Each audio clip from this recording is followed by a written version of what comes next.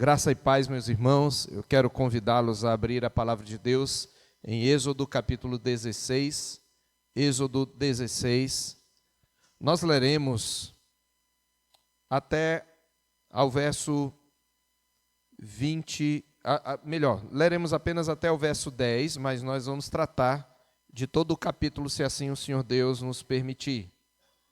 Êxodo capítulo 16, o texto, para quem está anotando, é Êxodo capítulo 16, todo, né? Então, do 1 ao 36, mas nós leremos apenas até o verso 10, leremos introdutoriamente.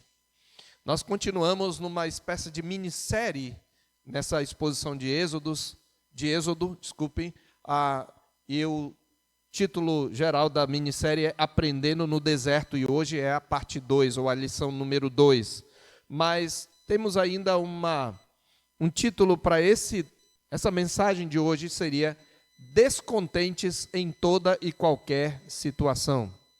Descontentes em toda e qualquer situação. Então é Aprendendo no Deserto, parte 2, Descontentes em toda e qualquer situação. Diz assim a palavra de Deus: Partiram de Elim, e toda a congregação dos filhos de Israel veio para o deserto de Sim, que está entre Elim e Sinai, aos 15 dias do segundo mês, depois que saíram da terra do Egito. Toda a congregação dos filhos de Israel murmurou contra Moisés e Arão no deserto. Disseram-lhes os filhos de Israel: Quem nos dera tivéssemos morrido pela mão do Senhor na terra do Egito, quando estávamos sentados junto às panelas de carne e comíamos pão a fartar, pois nos trouxestes a este deserto para matar de fome toda esta multidão. Então disse o Senhor a Moisés: Eis que vos farei chover do céu pão, e o povo sairá e colherá diariamente a porção para cada dia, para que eu ponha à prova se anda na minha lei ou não. Dar-se-á que ao sexto dia prepararão o que colherem, e será o dobro do que colhem cada dia. Então disse Moisés e Arão a todos os filhos de Israel: À tarde sabereis que foi o Senhor quem vos tirou da terra do Egito, e pela manhã vereis a glória do Senhor, porquanto ouviu as vossas murmurações. Pois quem somos nós para que murmureis contra nós? Prosseguiu Moisés: Será isso quando o Senhor à tarde vos der carne para comer, e pela manhã pão que vos farte. Porquanto o Senhor ouviu as vossas murmurações, com que vos queixais contra ele. Pois quem somos nós? As vossas murmurações não são contra nós, e sim contra o Senhor. Disse Moisés a Arão: Dize a toda a congregação dos filhos de Israel: Chegai-vos à presença do Senhor, pois ouviu as vossas murmurações. Quando Arão falava a toda a congregação dos filhos de Israel, olharam para o deserto, e eis que a glória do Senhor apareceu na nuvem. Amém. O presbítero Davi já orou pela mensagem. Meus irmãos, a palavra de Deus nos ensina que a gratidão é uma das marcas mais distintivas da vida cristã. Podemos dizer, igualmente, que a gratidão é irmã gêmea do contentamento. Estar contente com as coisas mais básicas da vida e recebê-las como uma porção do Senhor, como uma evidência da sua bondade e providência, é o mínimo que se espera de um verdadeiro cristão. Como diz a Escritura em 1 Timóteo, capítulo 6, versos 7 e 8, porque nada trouxemos para o mundo e nada podemos levar dele. Tendo sustento e com que nos vestir, estejamos contentes. Porém, há um ideal ainda mais elevado na vida cristã quanto a esta questão, e que representa o ápice da maturidade espiritual. É quando nós aprendemos a viver contente, não apenas com o básico, mas em toda e qualquer situação. Esta é a maturidade cristã. Foi o que aprendeu Paulo, conforme ele testemunha em Filipenses 4, do verso 11, parte B, até o verso 13. Ele diz: Porque aprendi a viver contente em toda e qualquer situação. Sei o que é passar necessidade e sei também o que é ter abundância. Aprendi o segredo de toda e qualquer circunstância, tanto de estar alimentado como de ter fome, tanto de ter em abundância como de passar necessidade. Tudo posso naquele que me fortalece. Este é o contexto desse versículo. Tudo posso naquele que me fortalece, porque Cristo habita em mim, porque Cristo me fortalece, eu posso passar por qualquer situação, tanto de fome como de fartura. É com tristeza, no entanto, meus irmãos, que nós constatamos entre os que professam a fé o exato oposto desse espírito, frequentemente. Ou seja, há pessoas que professam a fé cristã, mas que conseguem viver descontentes em toda e qualquer situação. Eu estou tirando daqui como uma espécie de contrafação esse título da nossa mensagem. Aqui está o cerne da questão, na verdade.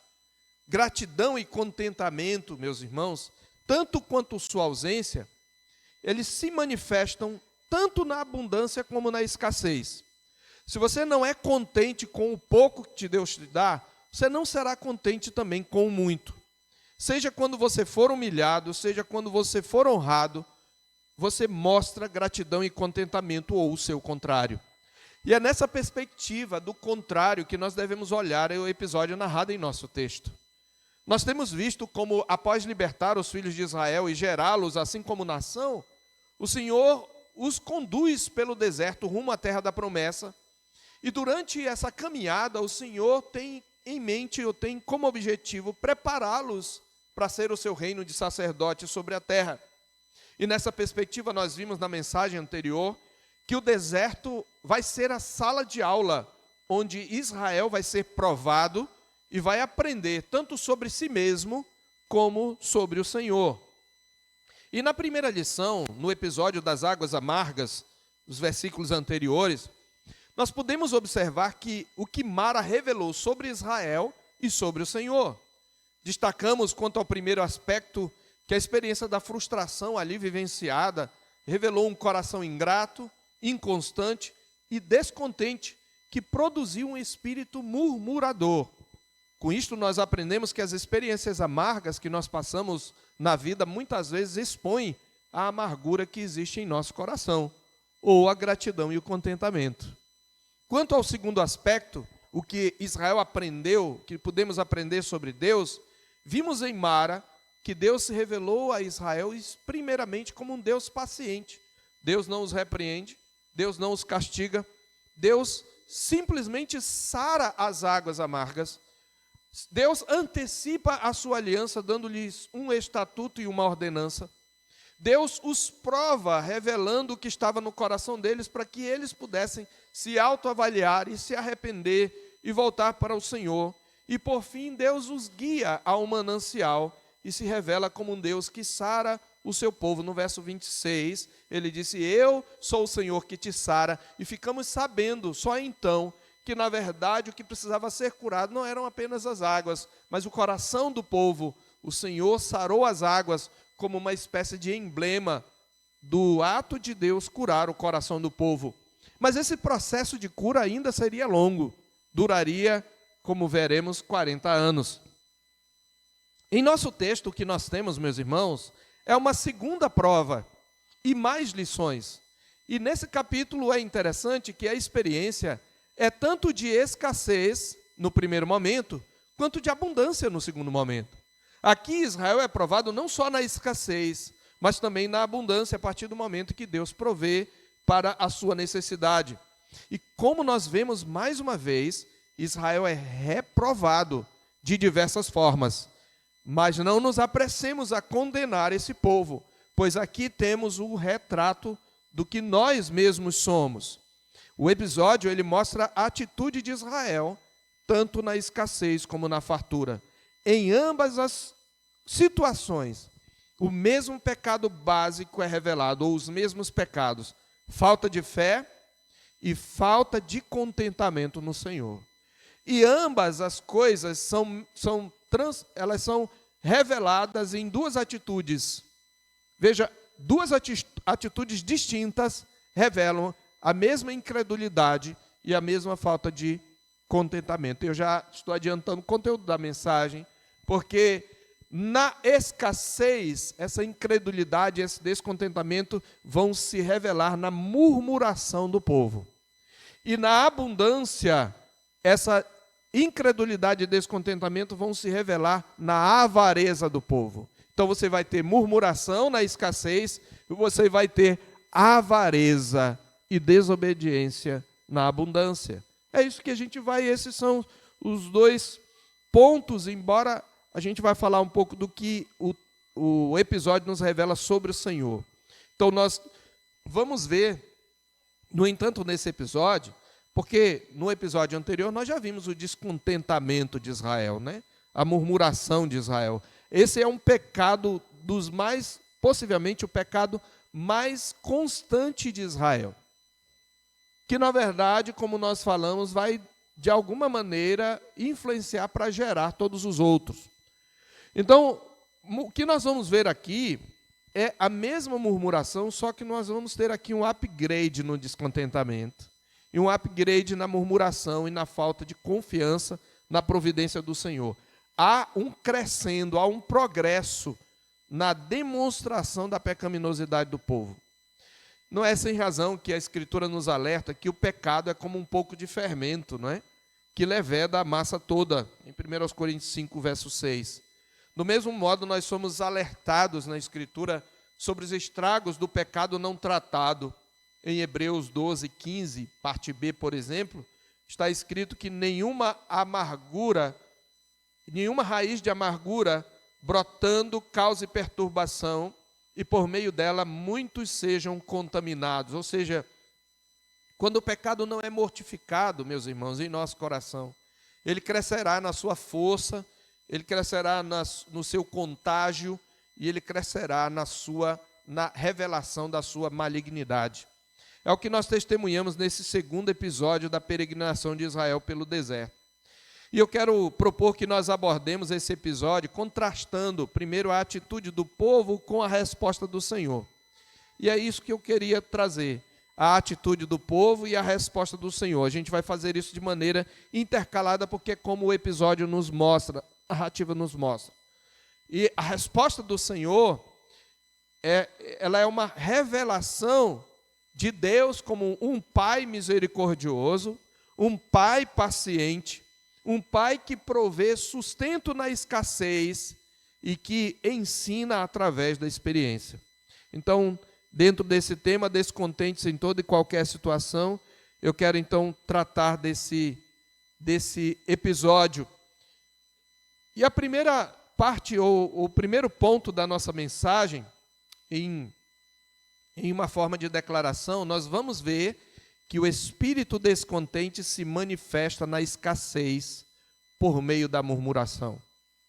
O espírito descontente se manifesta na escassez por meio da murmuração. Essa não é a única forma como o espírito descontente se manifesta, mas é a forma mais frequente, mais constante. Nós já vimos que murmuração é aquele ato de resmungar, não é? É aquele ato de reclamar, às vezes até indiretamente.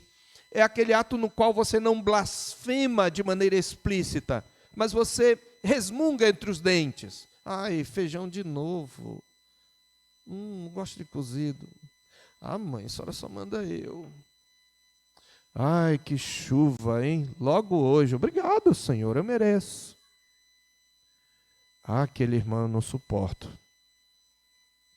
Nós continuamente fazemos isso, demonstrando o nosso descontentamento, sobretudo na escassez, nós murmuramos.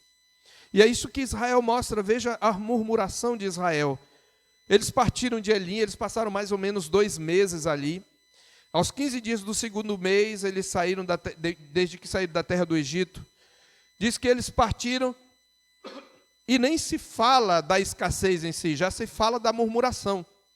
Diz que toda a congregação dos filhos de Israel murmurou contra Moisés e Arão no deserto. Já falamos que a murmuração nem sempre é diretamente contra Deus, mas sempre é, no final das contas, contra Deus. É isto que está acontecendo. Toda a congregação dos filhos de Israel murmurou contra Moisés e contra Arão. E nós vamos ver nessa murmuração um povo que sente saudades da escravidão. Veja como o espírito descontente se manifesta na escassez. Ele murmura, isso é o geral, e na sua murmuração ele revela saudades da escravidão. Isso é muito comum quando você está descontente com o Senhor. Você tem saudade da escravidão. É o que eles dizem nos versos 2 e 3, no verso 3 especialmente. Disseram-lhes os filhos de Israel: quem nos dera. Olha como eles descrevem a escravidão de maneira romântica, de maneira bela. Dá até vontade da gente, poxa, se fosse a gente também ia querer voltar.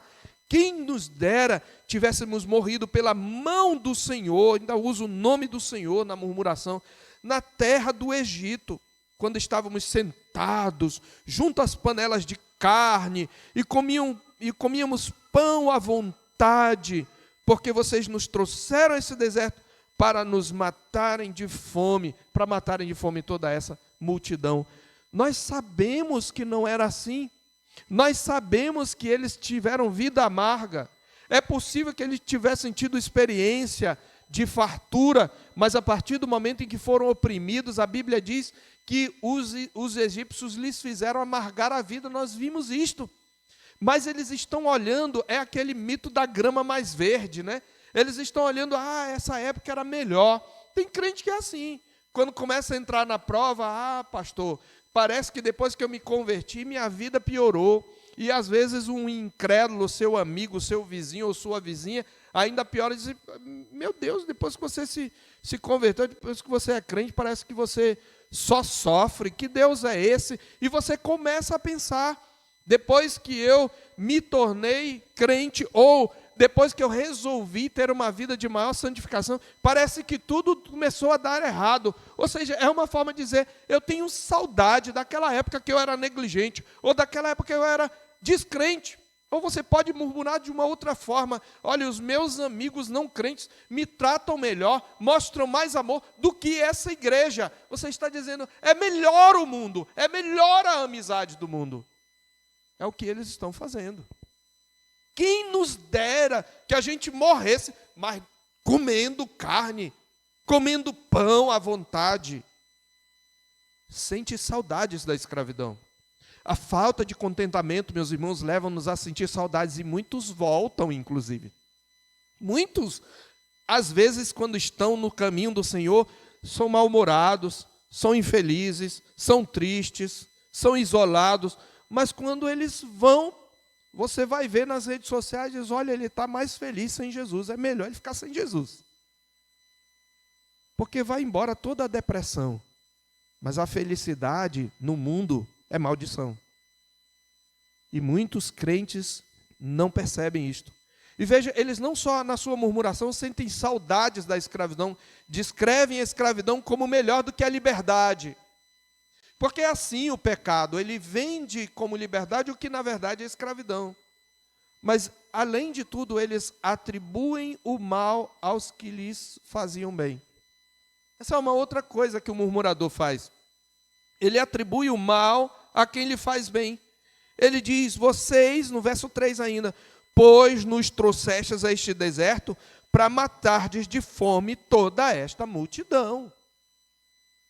Você recebe uma repreensão, uma exortação do irmão: você está falando isso porque não é com você.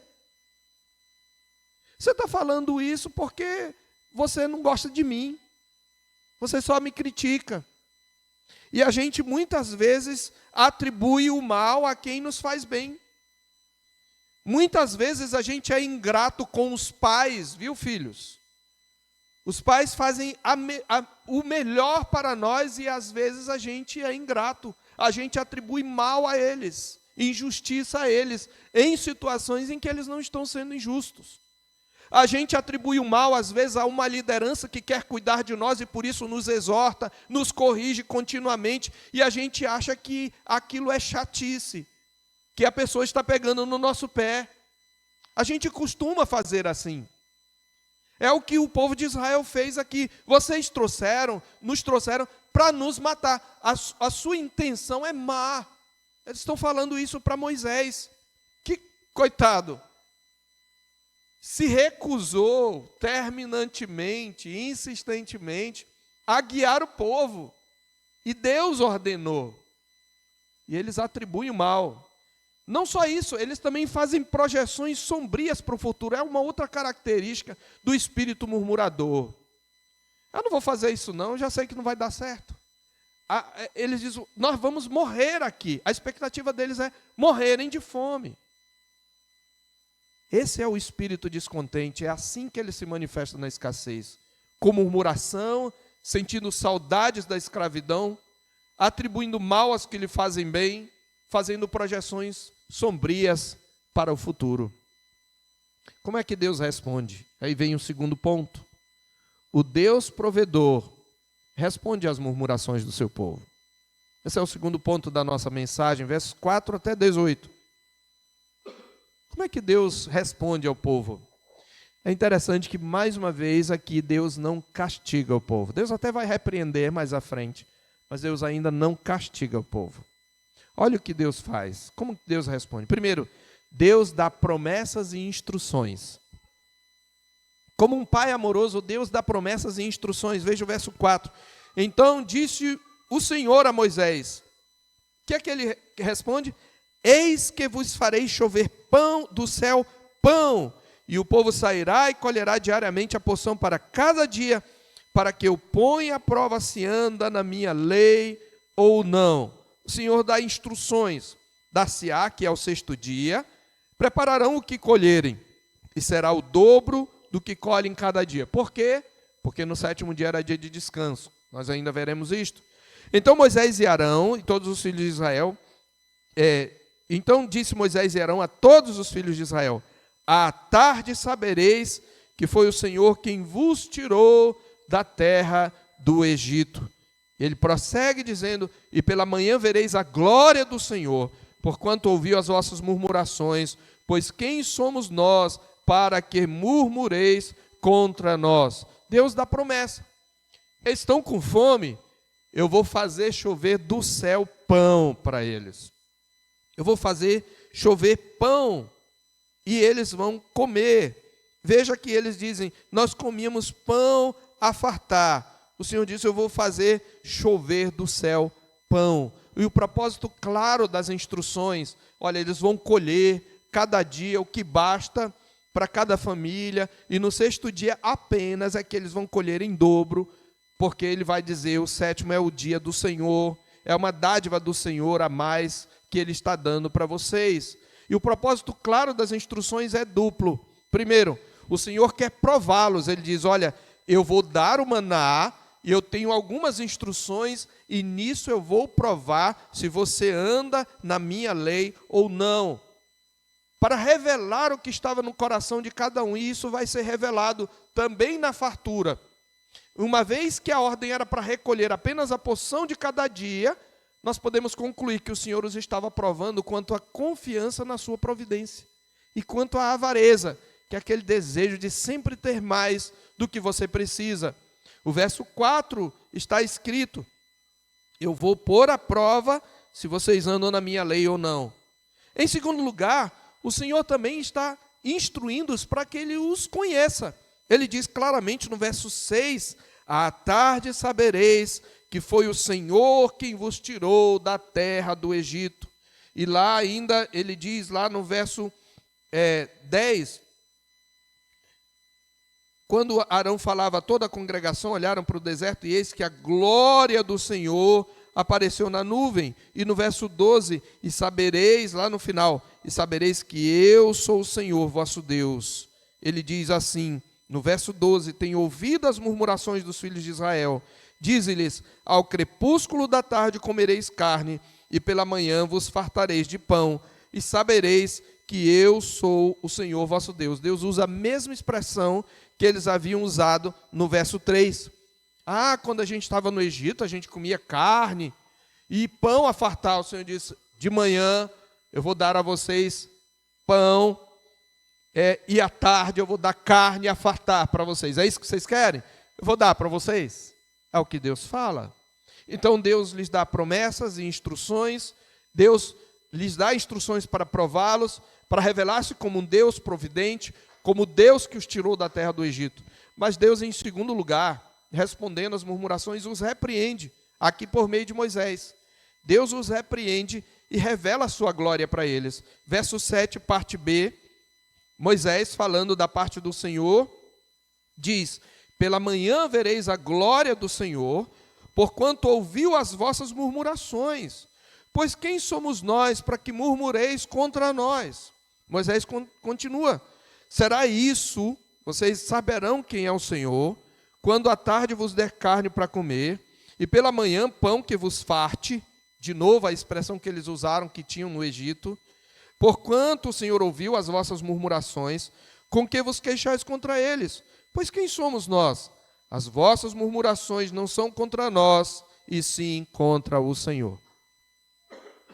Grave isso, crente. Toda murmuração é pecaminosa. Mesmo que você esteja murmurando contra o ímpio. E às vezes a gente murmura contra o ímpio.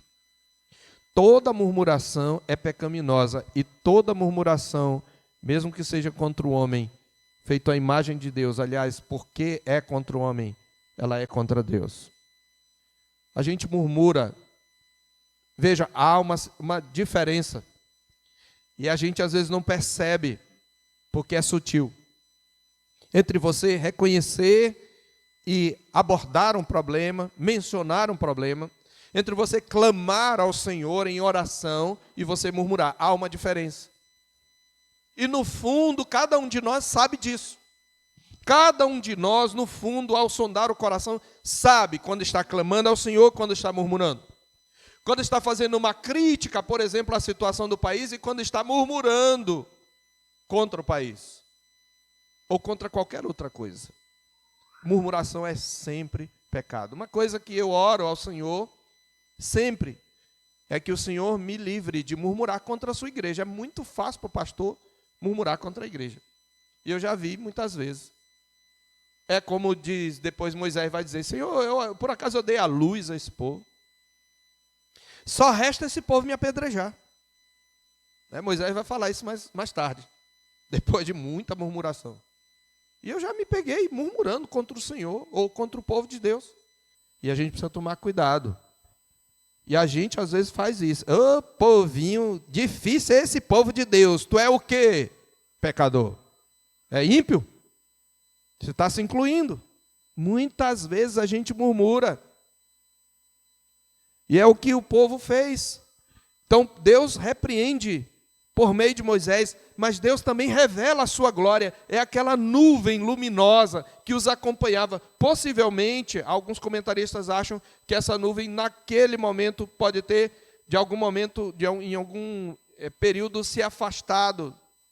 Mas agora a nuvem da glória do Senhor aparece. A presença do Senhor se manifesta entre eles. E o Senhor fala, porque até agora Moisés está falando, mas é Deus quem está falando por meio de Moisés. Mas agora Deus fala diretamente. Tenho ouvido as murmurações dos filhos de Israel. Diz para eles, ao crepúsculo da tarde comereis carne, pela manhã vos fartareis de pão, e sabereis que eu sou o Senhor. Observe a ênfase sobre as murmurações, a ênfase nas murmurações do povo. E no fato de que o Senhor as ouviu. No verso 2, diz que o povo murmurou. Murmurou toda a congregação dos filhos de Israel. Aí, no verso 7, 2 vezes, porquanto ouviu as vossas murmurações, quem somos nós para que murmureis, tanto em forma verbal como substantiva. No verso 8, de novo, o Senhor ouviu as vossas murmurações. As vossas murmurações não são contra nós, mas contra o Senhor. No verso 9, pois ouviu as vossas murmurações. E, de novo, no verso 12, tenho ouvido as murmurações. 7 vezes na minha conta, a palavra murmuração. E Deus faz o quê? Em terceiro lugar, dentro desse segundo ponto, o Deus provedor responde às murmurações do seu povo, dando-lhes sobrenaturalmente o sustento necessário para cada dia. Deus lhes dá sobrenaturalmente o sustento necessário de cada dia. Um dos grandes milagres, porque era contínuo, foi o maná. No verso 11, o Senhor diz que no verso 13, à tarde subiram codornizes e cobriram o arraial.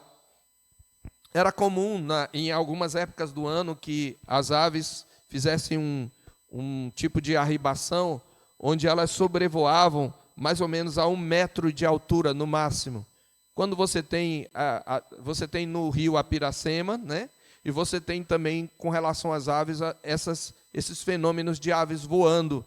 E Deus, obviamente, sobrenaturalmente, para aquele lugar, direcionou as aves e elas começaram então a voar a 1 metro de altura. Essas codornizes eles podiam pegar com a mão. E foi isso que eles fizeram. Eles pegavam com a mão e eles coziam e comiam. Mas diz no verso 13 que pela manhã, uma outra provisão que seria diária, vinha através do orvalho, e quando o orvalho evaporou, havia uma coisa fina, semelhante a escamas, como quando você tem mais ou menos aveia em flocos, alguma coisa desse tipo, fina como a geada sobre a terra. E os filhos de Israel, quando viram, disseram: o que é isso? E eles não sabiam o que era. E Moisés disse: este é o pão que o Senhor vos dá para vosso alimento. Todos os dias, irmãos, a Bíblia diz, lá no verso 35, que comeram os filhos de Israel maná 40 anos, até que entraram na terra prometida.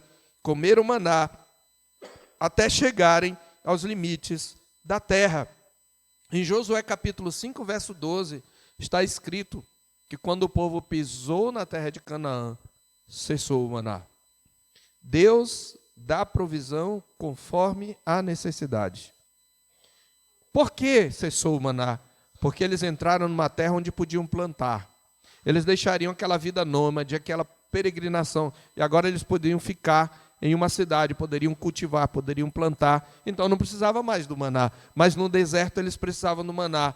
Há muitas teorias científicas para tentar explicar o maná, mas nenhuma delas é satisfatória. O maná é uma ação sobrenatural, literal do Senhor, pela qual o Senhor sustentou o seu povo diariamente. E o que o Senhor vai ensiná-los aqui quando o Senhor dá? Primeiro, o Senhor os ensina a dependerem diariamente da sua providência e a não se preocuparem com o dia de amanhã. Vou repetir, o Senhor os ensina a dependerem diariamente da sua providência e não se preocuparem com o dia de amanhã. O pão, essa espécie de trigo, vamos dizer assim, fino, essa camada fina, não é? Que uma coisa fina, semelhante a escamas, ela todos os dias amanhecia no arraial. E diz a Bíblia que quando vinha o calor, ela se derretia. Então eles tinham que pegar antes de vir o calor. Mas olha o que Deus ordena, para que eles aprendam a depender de Deus diariamente. O Senhor vos ordenou, verso 16, colhei disso cada um, segundo o que pode comer, 1 gomer por cabeça. O gomer equivale a mais ou menos 2 litros. 2 litros por pessoa de maná. Segundo o número de vossas pessoas, cada um tomará para os que te acharem na sua tenda, os que te acharem na sua tenda. Assim, ou melhor, para os que se acharem na sua tenda. Assim o fizeram os filhos de Israel. Colheram uns mais, outros menos, porque tinha família maior e família menor. E veja, vocês vão colher o que cada um pode comer, o que cabe no estômago de cada um. Vocês vão comer até ficar satisfeitos, certo? Mas o Senhor continua. Diz que medindo com gomer, não sobejava o que colhera muito, nem faltava o que colhera pouco, pois colheram cada um quanto podiam comer.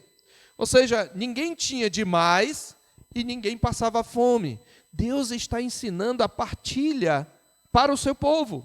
Deus está ensinando que o seu povo precisa ter uma partilha igualitária. E Paulo vai usar isto lá em 2 aos Coríntios, eu peço que você abra lá, para aplicar a ajuda aos necessitados.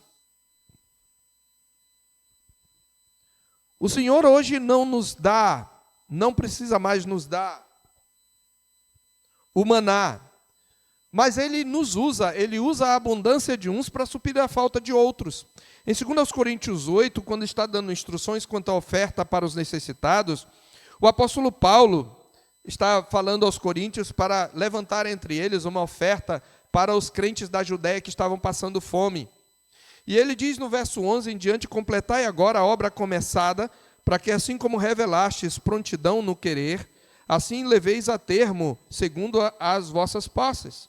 Porque se há boa vontade, será aceita conforme o que o homem tem, não segundo o que ele não tem. Porque não é para que os outros tenham alívio e vós sobrecarga, mas para que haja igualdade, suprindo a vossa abundância no presente a falta daqueles, de modo que a abundância daqueles venha suprir a vossa falta, e assim haja igualdade, como está escrito. E aí ele cita Êxodo, capítulo 16, verso 18. O que muito colheu, não teve demais, e o que pouco, não teve falta. Hoje, essa partilha igualitária, ela deve ser feita através do suprir a necessidade daqueles que têm menos. Então, quando Deus nos dá a mais, presta atenção, crente, isso é para que nós possamos acudir o necessitado. E Deus está ensinando isso aqui no maná. Embora eles não precisavam pegar o maná e passar para outro, porque o maná era para todo mundo naquele momento. Mas Deus está ensinando a partilha igualitária. Mas não só isso, no verso 19, disse-lhes Moisés: ninguém deixe dele para a manhã seguinte. Não deixe para a manhã seguinte. Por quê? Vocês precisam confiar na palavra do Senhor. Presta atenção nisso. Vocês precisam confiar na palavra do Senhor. O Senhor está prometendo que todos os dias vocês vão colher o maná. Então não deixe para o dia seguinte. Aí vem nosso terceiro ponto.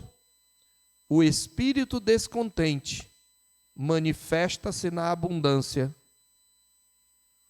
por meio da avareza e da desobediência. O espírito descontente manifesta-se na abundância por meio da avareza e da desobediência.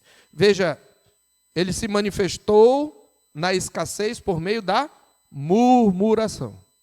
Agora, eles têm o suficiente. Eles pegaram codornizes, com certeza conseguiram colocar para secar, né? Tiveram carne, aí possivelmente tiveram reserva, criaram reservas de carne. Eles, no entanto, o maná, o Senhor Deus diz: olha, eu vou pôr vocês à prova. Deus já tinha dito isso, né? Mas veja, mesmo diante da provisão sobrenatural, eles desobedecem a ordem de não deixar para o dia seguinte. Verso 20. Eles, porém, não deram ouvidos. Agora é escassez, tá, igreja? Agora eles têm o maná. Mas Deus diz: não deixe para o dia seguinte, porque é novo todo dia. Mas diz que alguns deles não deram ouvidos a Moisés, e alguns deixaram do maná para a manhã seguinte, porém deu bichos e cheirava mal. O povo, mas esses somos nós. A avareza nos leva, veja, não quer dizer que você não vai poupar, aliás, ser um bom mordomo inclui poupar. Mas nós temos que ser sinceros, nós não queremos só poupar para ter o suficiente. Nós sempre estamos insatisfeitos e queremos acumular, e muitas vezes não repartimos com quem não tem. E aqui eles estão querendo acumular. Mas o Senhor está dizendo: não precisa, porque cada dia vocês têm, Ele está ensinando a não se preocuparem com o dia de amanhã. Então, mas mesmo diante da provisão sobrenatural, eles desobedecem a ordem. E eles guardam para o dia seguinte. O que acontece? Cheira mal e dá tapuru. Mas eles não fazem só isso. O Senhor lhes dá uma outra ordem no verso 22, e eles vão mostrar a avareza de novo. Agora fazendo o ato contrário. No sexto dia, colheram pão em dobro, no verso 22, 2 gômeros para cada um, 4 litros. E os principais da congregação vieram e contaram-no a Moisés.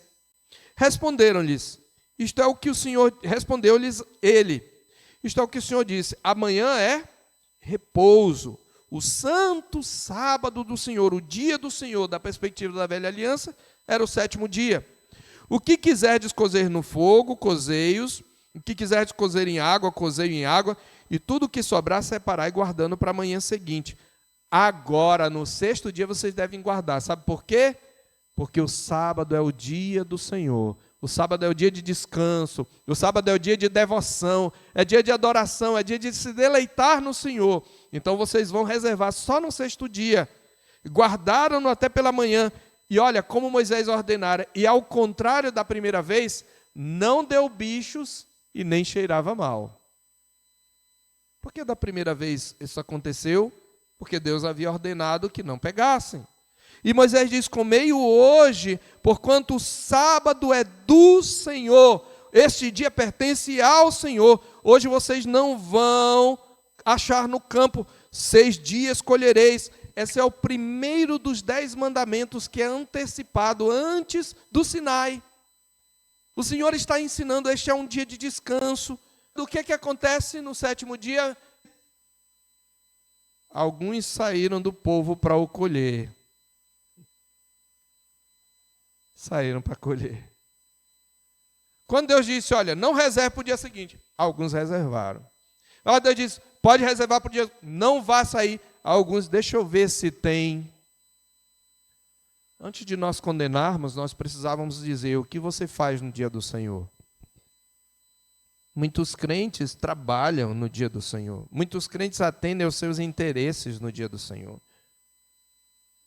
Muitos crentes deixam para fazer a sua feira no dia do Senhor. Nós não somos diferentes. Nós, quando pensamos no emprego, nós não pensamos nisso. No dia do Senhor é um dia para descansar e para buscar. Não, mas eu preciso trabalhar de sol a sol. Eu preciso desse dinheiro, eu preciso desse sustento. Não, você precisa apenas da palavra do Senhor, da providência do Senhor, do sustento do Senhor. E ele disse, olha, então o Senhor disse a Moisés, verso 28, aí vem, o Deus educador responde à avareza do seu povo, é o nosso 4º e último ponto. O Deus educador responde à avareza do seu povo. Como? Até quando? Primeiro Deus os repreende e reforça a ordenança do descanso, versos 28. Então disse o Senhor a Moisés, até quando recusareis guardar os meus mandamentos e as minhas leis? E olha a repreensão do Senhor, considerai que o Senhor vos deu o quê? O que é que o Senhor deu? O que é que o Senhor deu, igreja? O sábado, isso é uma dádiva, é um presente. Você não precisa trabalhar, você só precisa se deleitar em mim, descansar em mim. Eu dei o sábado, é um presente, vocês estão recusando. Quando nós trabalhamos no dia do Senhor, quando nós cuidamos dos nossos interesses no dia do Senhor, quando nós cuidamos das nossas recreações particulares no dia do Senhor, nós estamos negando, nós estamos desprezando o que o Senhor nos deu. Ele está dizendo, esse é um dia para eu me encontrar de um modo especial com vocês, é um dia de nós termos um momento especial de comunhão. Eu dei para vocês esse dia, vocês só precisam trabalhar 6, eu vou dar sustento para 7. Nós não somos diferentes, nós desprezamos o dia do Senhor, a maioria de nós. Igreja. Ele diz, o Senhor deu para vocês, por isso Ele no 6º dia vos dá pão para 2 dias, cada um fique onde está, ninguém saia do seu lugar. E assim o povo descansou no 7º dia. E o povo deu o nome, gratidão do povo, deu o nome de maná. Sabe o que significa maná? É alguma coisa como coisa. Na verdade, essa palavra maná vem da pergunta do verso 15. O que é isto? Em hebraico, mané. É o quê? Mané. E aí veio maná. Ah, vamos pegar o que é isso amanhã? Podia dizer assim, vamos pegar a provisão do Senhor, né? Amanhã, mas ficou maná. O que é isso? Mais ou menos isso. Uma coisa que Deus nos dá. O Senhor educa o seu povo. Como? O Senhor os repreende. O Senhor reforça a ordenança do descanso como uma dádiva. Ele ressalta que o sábado é uma dádiva da sua graça. Eles só precisariam trabalhar 6 dias na semana, mas teriam sustento para 7. E o Senhor ordena, esse Deus educador ordena um memorial da sua provisão para gerações futuras. Ele ordena um memorial da sua provisão para testemunho às gerações futuras. Versos 32 e 34.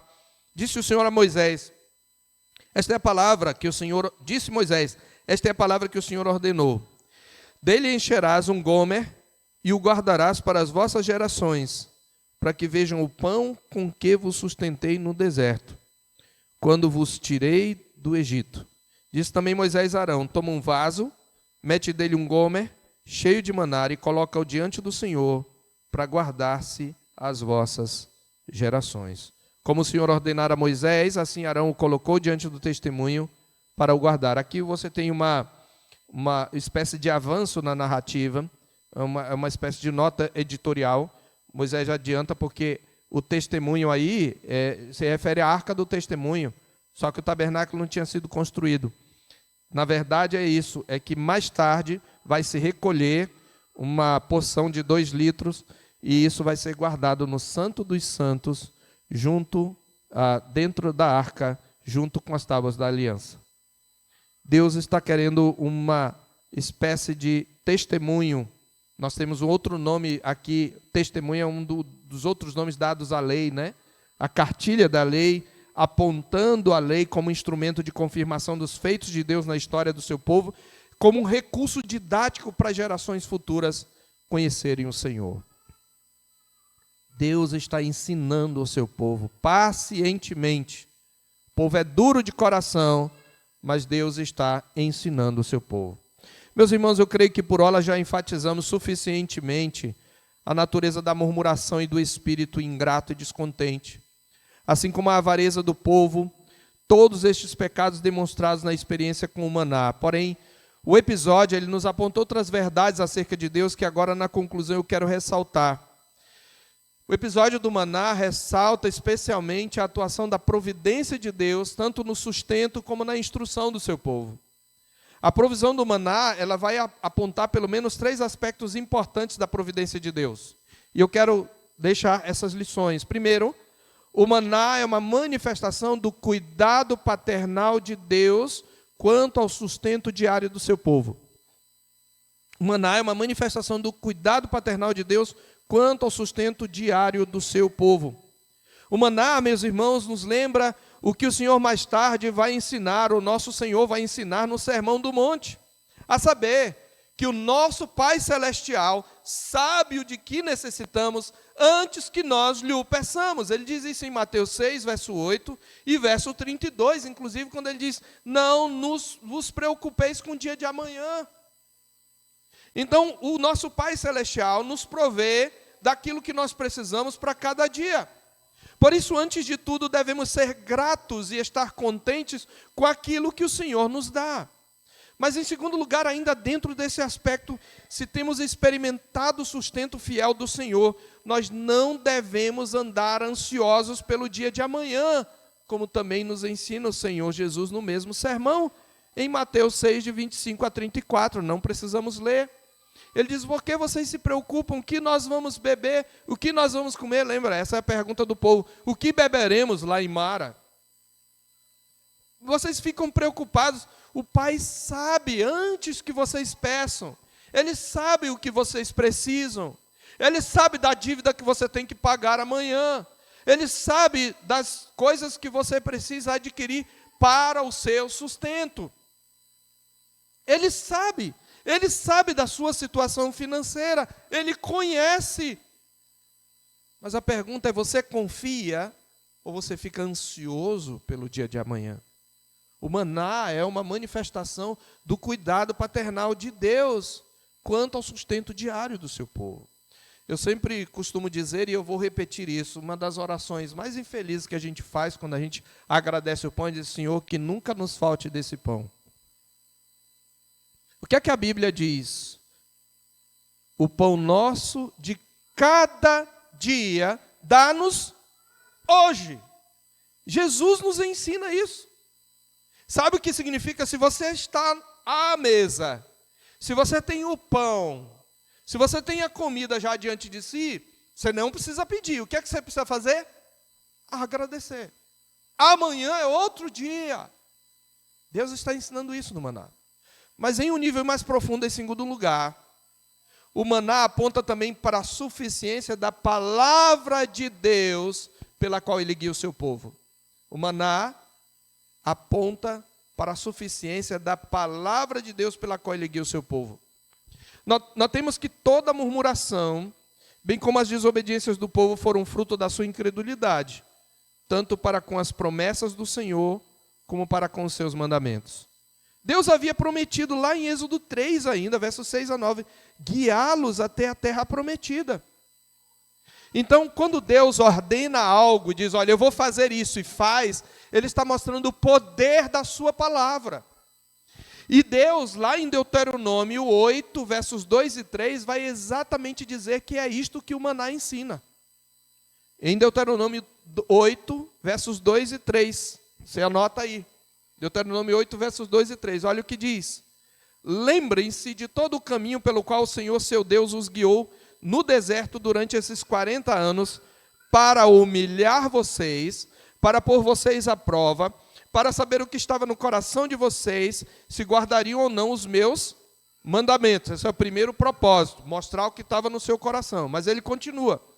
Ele humilhou vocês e os deixou passar fome. Ele os sustentou com o maná, que vocês não conheciam, que nem seus pais, nem os pais de vocês conheciam, para que vocês compreendessem que o ser humano não viverá só de pão, mas de tudo o que procede da boca do Senhor. E você sabe que Jesus vai citar essa mesma escritura na tentação no deserto, quando o diabo diz, se tu és filho de Deus, manda que essas pedras se transformem em pães, que ele diz, não só de pão viverá o homem, mas de toda palavra que procede da boca de Deus. Qual é a fonte do teu sustento, crente? Não é o teu emprego, não é o teu trabalho, não é nem sequer o pão. A fonte do seu sustento é a palavra providente do Senhor. Se o Senhor enviar uma palavra de doença contra você, você vai ter fartura, mas não vai poder comer. Se Ele enviar um vírus para o teu organismo, você vai comer, mas não vai conseguir se sustentar. Você pode adoecer e morrer. É a palavra do Senhor que nos sustenta. E ela nos sustenta espiritualmente, ela nos guia, ela nos direciona, ela nos fortalece, ela nos consola, ela nos ensina. Veja, tudo o que eles precisavam fazer era obedecer à palavra do Senhor. O maná aponta para a suficiência da palavra do Senhor. Por isso que eu tenho que agir de acordo com a palavra, eu tenho que pensar de acordo com a palavra, eu tenho que crer na palavra e obedecê-la sem questionar. E por último, a lição mais importante do maná é que ele aponta para Cristo, a palavra encarnada e o verdadeiro pão que desceu do céu. É o próprio Jesus quem, logo após multiplicar pão e carne, lembra? Pães e peixes. No episódio, os hebreus, os judeus, lembram esse episódio. Lá em João capítulo 6, verso 30, eles dizem, que sinal fazes para que vejamos e criamos em ti? Quais os teus feitos? Nossos pais comeram maná no deserto, como está escrito, deu-lhes a comer pão do céu. Replicou-lhe Jesus, em verdade vos digo, não foi Moisés quem vos deu o pão do céu. O verdadeiro pão do céu é meu Pai quem vos dá. O Senhor realmente disse, eu do céu farei chover pão. Mas o que Jesus está dizendo não é uma contradição ao que o Senhor falou, porque Ele é o mesmo Javé. O que Ele está dizendo é que aquele pão é do céu porque veio de Deus, mas ele era terreno, ele matava a fome terrena. Mas o pão que é plenamente do céu é o próprio Jesus, porque ele mata a fome espiritual. Ele traz salvação, verso 33 de João 6, porque o pão de Deus é o que desce do céu e dá vida ao mundo. E eles disseram, dá-nos sempre desse pão. Ele disse, eu sou o pão da vida, o que vem a mim jamais terá fome, e o que crê em mim jamais terá sede. Ele diz, eu desci do céu não para fazer a minha vontade, sim a daquele que me enviou, e a vontade de quem me enviou é esta, que nenhum eu perca de todos os que me deu, pelo contrário, eu ressuscitarei no último dia, no verso 41. Qual é o pecado dos judeus contra Jesus? Murmuraram contra ele, de novo. Murmuraram contra ele, porque ele disse, eu sou o pão. Quem é esse? Esse Jesus não é o filho de José? Nós conhecemos o Pai, como é que ele disse que desceu do céu? Eles murmuram contra ele. Jesus diz, não murmurem, ninguém pode vir a mim se o Pai que me enviou não o trouxer. E ele continua no verso 48, eu sou o pão da vida, vossos pais comeram maná no deserto e morreram, este é o pão que desce do céu, para que todo que dele comer não pereça, eu sou o pão vivo que desceu do céu, se alguém dele comer viverá eternamente, e o pão que eu darei pela vida do mundo é a minha carne. Ele está falando da sua morte na cruz, ele é o pão, o maná aponta para Cristo. E meus irmãos, isto mostra que o nosso coração deve descansar na suficiência de Cristo e da sua palavra. Nós devemos ser gratos ao Senhor Deus, ainda que venhamos a passar fome, Cristo deve ser sempre o nosso pão suficiente, o nosso tesouro suficiente. Eu quero terminar com algumas perguntas muito simples. Qual tem sido a sua atitude nos momentos de escassez e humilhação? O que você faz? O que você faz quando você não tem aquilo que você precisa ou acha que precisa? O que você acha quando você tem uma expectativa sombria acerca do futuro? Suas atitudes e palavras diante das necessidades são de ações de graça, revelando um coração grato e confiante no Deus da providência, ou são de murmuração, revelando um coração ingrato e descontente? Em segundo e último lugar, qual tem sido a sua atitude também nos momentos de fartura? É de humildade e generosidade, repartindo com quem não tem, ou é de orgulho e avareza, procurando acumular mais e pensar em si? Que o Senhor Deus, meus irmãos, venha nos levar a provar o nosso próprio coração, ver se há em nós algum caminho mau e se há em nós um coração descontente.